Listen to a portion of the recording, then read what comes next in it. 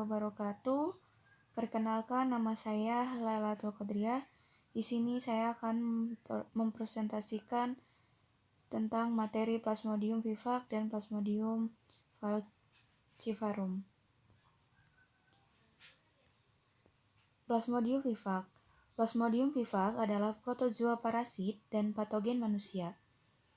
Plasmodium vivax adalah salah satu dari 4 spesies parasit malaria yang umumnya menyerang manusia.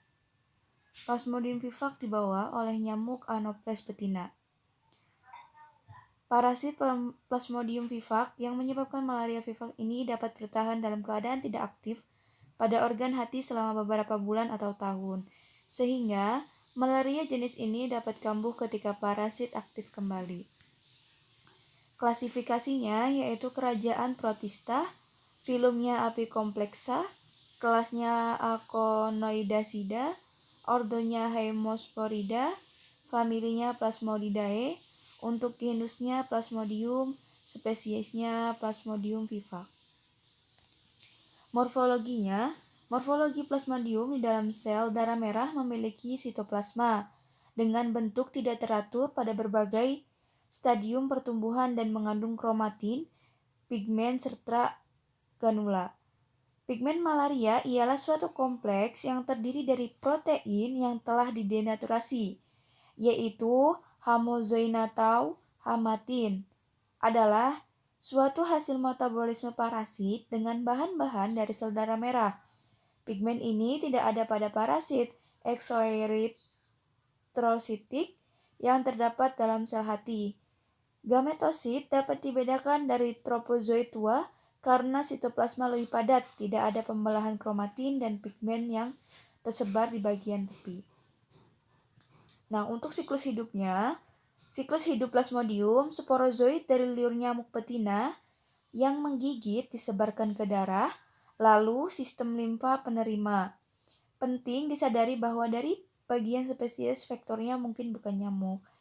Nah, sporozoid berpindah ke hati dan menembus hepatosit. Kemudian tahap dorman bagi sporozoid Plasmodium dalam hati dikenal sebagai hipnozoid. Dari hepatosit, parasit berkembang biak menjadi ribuan merozoid yang kemudian menyerang sel darah merah. Nah, di sini parasit membesar dari bentuk cincin ke bentuk tropozoid dewasa. Pada tahap skizon, parasit membelah beberapa kali untuk membentuk merozoid baru yang meninggalkan sel darah merah dan bergerak melalui saluran darah. Untuk menembus sel darah merah baru, kebanyakan merozoid mengulangi siklus ini secara terus-menerus. Tetapi, sebagian merozoid berubah menjadi bentuk jantan atau betina, gametosit juga dalam darah, yang kemudian diambil oleh nyamuk betina.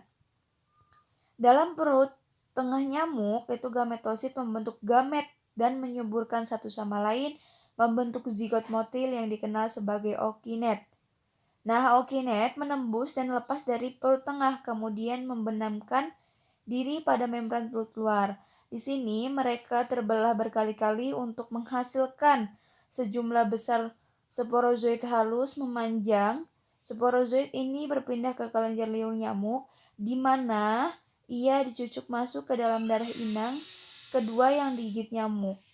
Sporozoid bergerak ke hati di mana mereka mengulangi siklus ini. Kemudian Plasmodium falciparum. Plasmodium falciparum adalah protozoa parasit, salah satu spesies Plasmodium yang menyebabkan penyakit malaria pada manusia. Nah, protozoa ini masuk pada tubuh manusia melalui nyamuk Anopheles betina. Plasmodium falciparum menyebabkan infeksi paling bahaya dan memiliki tingkat komplikasi dan mortalitas malaria tertinggi. Untuk klasifikasi sendiri dari kerajaannya yaitu Chromalveolata, filumnya Apicomplexa, kelasnya Aconoidacida, ordonya Haemosporida, familinya Plasmodidae, genusnya Plasmodium, spesiesnya Plasmodium falciparum. Untuk morfologinya sama ya seperti Plasmodium vivax. Di sini morfologi Plasmodium di dalam sel darah merah memiliki sitoplasma dengan bentuk tidak teratur pada berbagai macam stadium pertumbuhan dan mengandung kromatin, pigmen, serta granula. Pigmen malaria ialah suatu kompleks yang terdiri dari protein yang telah didenaturasi, yaitu hamozain atau hamatin. Adalah suatu hasil dari metabolisme parasit dengan bahan-bahan dari sel darah merah. Pigmen ini tidak ada pada parasit eksoeretrositik yang terdapat dalam hati. Gametosit dapat dibedakan dari topozoid tua karena sitoplasma lebih padat, tidak ada pembelahan kromatin dan pigmen yang tersebar di bagian tepi. Untuk siklus hidupnya sendiri sama seperti Plasmodium viva. Nah, kemudian gejala kliniknya. Gejala klinik penyakit malaria diawali oleh gejala yang tidak spesifik seperti lesu, anoreksia, sakit kepala, bahkan terjadi demam yang tidak teratur. Baru kemudian diikuti gejala yang khas. Yang pertama, demam malaria melewati masa intrinsik yang dimulai dengan masuknya sporozoid melalui gigitan nyamuk, vektor sampai timbul demam sebagai gejala utama dari penyakit malaria.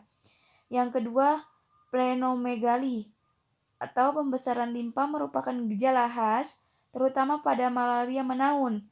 Pembesaran limpa pada awalnya lunak, mudah pecah dan nyeri sehingga perabaan limfa tersebut harus hati-hati.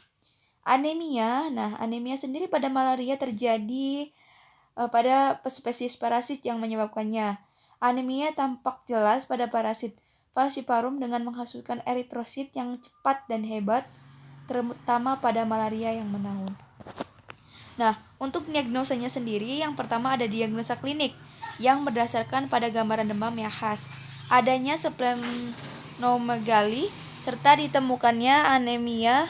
Hal ini diperkuat apabila penderita berasal dari daerah akademik malaria atau beberapa waktu yang lalu pernah berkunjung endemik. 2. Diagnosa laboratoriumnya ditegakkan dengan melalui pemeriksaan darah. Ditemukan Plasmodium sp di dalam eritrosit. Nah, sediaan darah sebaiknya dibuat setelah puncak demam, terutama pada infeksi oleh Plasmodium falciparum, sebab untuk lainnya dapat dibuat setiap saat. Untuk pencegahannya sendiri, upayanya yang pertama itu mengurangi kontak atau gigitan nyamuk, yang kedua itu membunuh nyamuk dewasa dan jentik nyamuk dengan menggunakan insektisida buatan maupun insektisida alami dalam dosis yang dianjurkan. Yang ketiga, mengobati penderita malaria sampai tuntas untuk mengurangi sumber infeksi. Ya, sekian presentasi dari saya, kurang lebihnya mohon maaf. Wabillahi taufiq wal hidayah. Wassalamualaikum warahmatullahi wabarakatuh.